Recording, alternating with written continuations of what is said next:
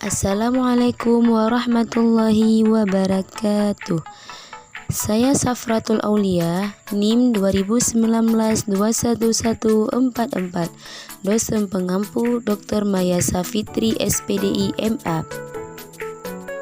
Saya kuliah di YIN Lok Semawi, Fakultas Tarbiyah dan Ilmu Keguruan, jurusan Pendidikan Agama Islam. Mata kuliah pembelajaran SKI di madrasah. Pada kesempatan ini, saya akan menceritakan sejarah Islam di Indonesia. Kondisi masyarakat Indonesia sebelum Islam sudah menganut agama dan kepercayaan. Secara geografis, wilayah Indonesia terdiri dari 2000 pulau, terbentang dari Sabang sampai Merauke. Beraneka suku bangsa, adat istiadat, seni dan budayanya, serta masyarakat yang lemah lembut tutur bahasa dan budi pekertinya. Kaya akan hasil sumber daya alam baik biotik maupun abiotik. Letak Indonesia sangat strategis sebagai pusat sekaligus jalur perdagangan dunia. Pelabuhan di Indonesia banyak yang dijadikan dermaga untuk transaksi jual beli internasional. Banyak para pedagang berdatangan, singgah dan beberapa yang tinggal di Indonesia. Di antara mereka ada yang beragama Islam.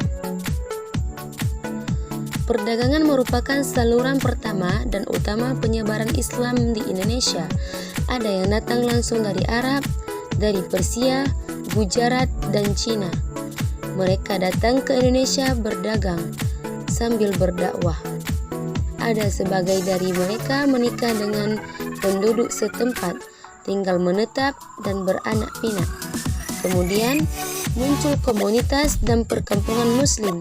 Dari situlah Islam mulai berkembang di Indonesia. Saluran penyebaran Islam di Indonesia selanjutnya melalui perdagangan, perkawinan, pendidikan, seni budaya, tasawuf, dan politik. Dari sinilah Wali Songo mempunyai peran dakwah yang sangat penting dalam perkembangan Islam di tanah air. Walaupun melalui proses yang panjang, Wali Songo mampu membumikan nilai-nilai ajaran Islam yang menjadi corak Islam di Nusantara. Sriwijaya mengalami masa kejayaan, baik dalam bidang politik, sosial, maupun ekonomi. Yang kelima, kondisi suku bangsa.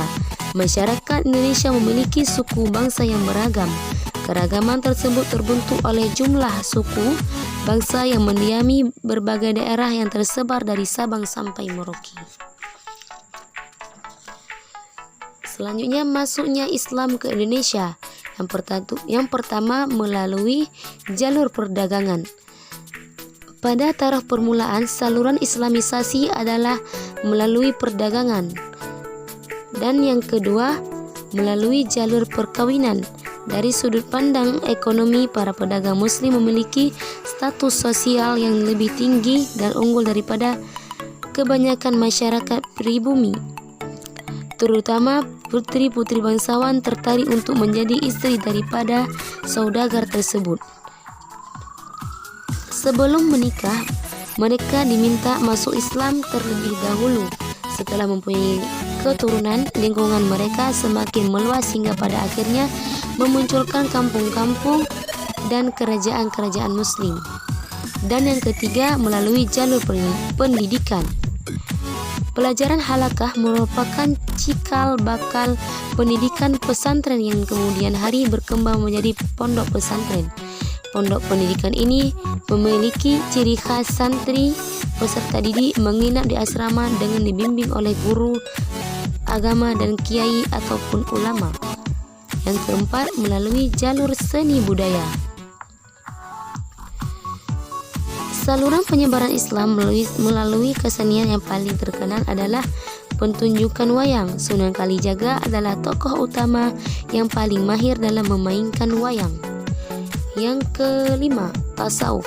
Tasawuf adalah ajaran cara dan sebagainya untuk mengenal dan mendekatkan diri kepada Allah Subhanahu wa taala. Yang keenam, melalui jalur politik. Di beberapa daerah di Indonesia, kebanyakan rakyatnya masuk Islam setelah pengusaha atau rajanya memeluk Islam terlebih dahulu. Selanjutnya, teori masuknya Islam ke Indonesia. Teori Mekah merupakan teori baru yang muncul sebagai sanggahan penolakan terhadap teori Gujarat. Sekian dari saya. Assalamualaikum warahmatullahi wabarakatuh.